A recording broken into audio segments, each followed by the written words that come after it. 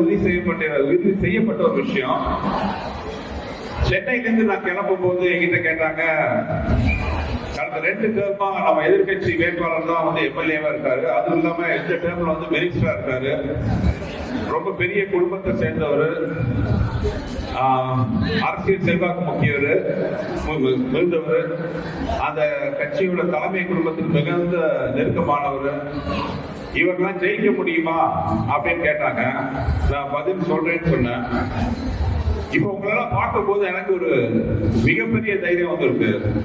அந்த கேள்விக்கான பதிலுக்கு இப்பதான் தெரியுது. ஜெயிக்கவே முடியாதுங்கிறதுக்கு அவர் என்ன புரட்சி தலைவர் எம்ஜிஆரா, பிடிஆர் தானே? வார்த்தை நம்ம கையை சேர்த்து பேசணும். ஏன்னா திமுகங்கிறது ஒன்றும் பெரிய அசைக்கூடிய விஷயமே இல்லை. அவங்க பலமே தங்களை பலமா இருக்கிற மாதிரி காட்டிக்கிறது தான். அப்படி அவங்க அவ்வளவு பலமா இருந்தா எதுக்கு 24 கட்சி கூட்டணி தேவை? ஒண்ணு சொல்றேங்க, கூட்டமா இருக்கிறது எல்லாம் கூட்டணி கிடையாது, கூடி இருக்கிறது தான் கூட்டணி. நம்ம கூட்டணி மாதிரி இது அன்பால சேர்ந்த கூட்டணி, பண்பால சேர்ந்த கூட்டணி, கொள்கையால சேர்ந்த கூட்டணி. அந்த கூட்டணி மாதிரியா அவங்களுக்கே தெரியும். கூச்சல், குழப்பம், பிரச்சனை, வேட்பாளர் மாற்றத்தில் லொட்டு அத்தனை. என் பாஷையில சொல்ல போனா பில்டிங் ஸ்ட்ராங், பேஸ்மெண்ட் வீக். என் பர்சனல் அந்த டயலாக் போட்டு எனக்கு வாழ்க்கையிலே வந்து சிரிப்பா இருக்குது.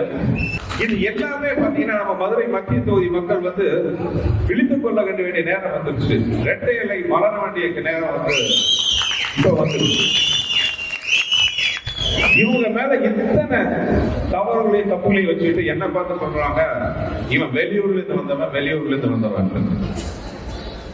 எனக்கு அதை கேட்கும் போது சிரிப்பா தான் இருக்கு. உள்ளூர்ல இருந்து இவங்க என்ன சாதிச்சாங்க?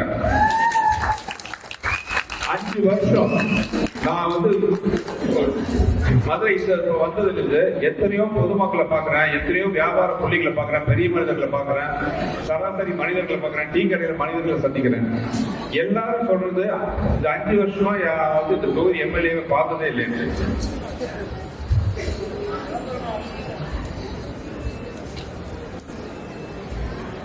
இந்த தொகுதி எம்எல்ஏ பார்த்ததே இல்லைங்கிறதா வந்து இங்க இருக்கிற எல்லா மக்களோட கம்ப்ளைண்ட் வந்து.